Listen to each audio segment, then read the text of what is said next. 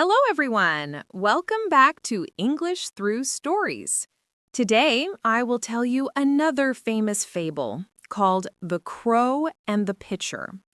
This story is short, but it teaches us the value of creativity and persistence. First, let's listen to the full story. One hot summer day, a thirsty crow was flying across the fields. After a long search, he finally saw a pitcher standing near a tree.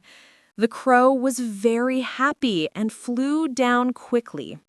When he looked inside, he saw that the pitcher had a little bit of water at the bottom. The crow tried to drink, but his beak could not reach the water.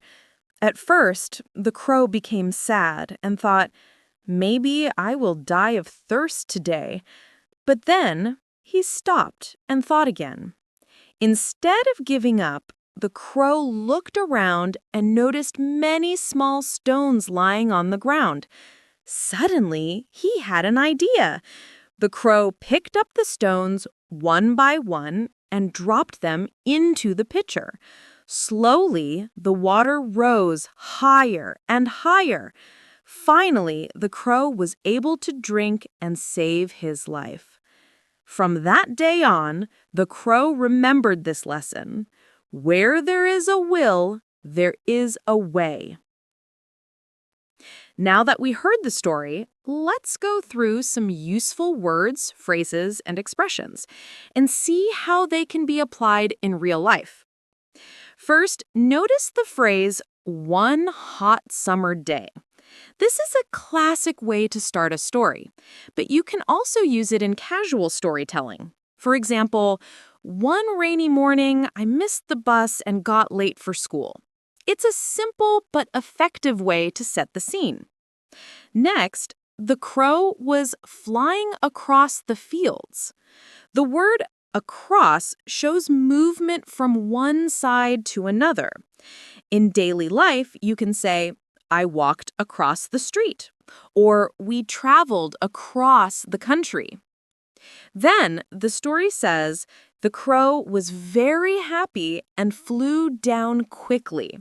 Notice how quickly is an adverb that tells us how the crow flew. You can easily adapt this. She ran quickly to catch the bus.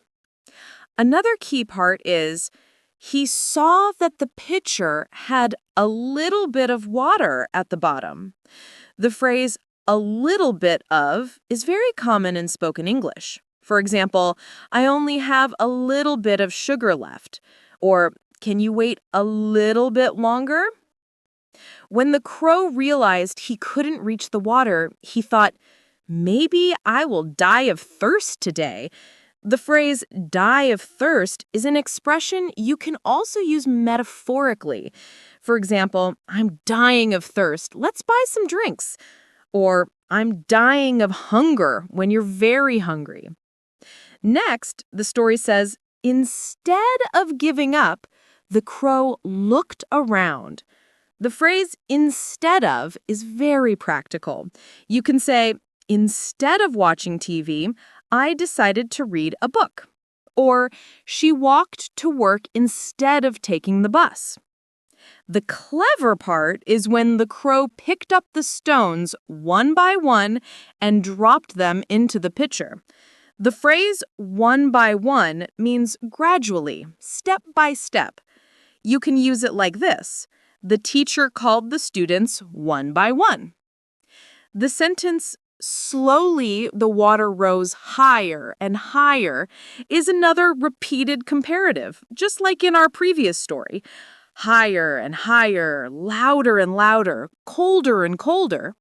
This pattern is very natural in spoken English. Finally, the story ends with the proverb, "Where there is a will, there is a way." This means if you are determined, you can find a solution. In daily conversation, people often use it as encouragement. For example, if a friend feels nervous before an exam, you can say, "Don't worry. Where there is a will, there is a way." So, as we can see, this short fable is not only interesting, but also gives us many useful phrases we can use in real life. And that is the story of The Crow and the Pitcher. The moral is simple but powerful. With persistence and creativity, even difficult problems can be solved. If you enjoyed this story and learned something useful today, please like this video, subscribe to the channel, and share it with friends who also want to improve their English. See you again in the next episode of English Through Stories.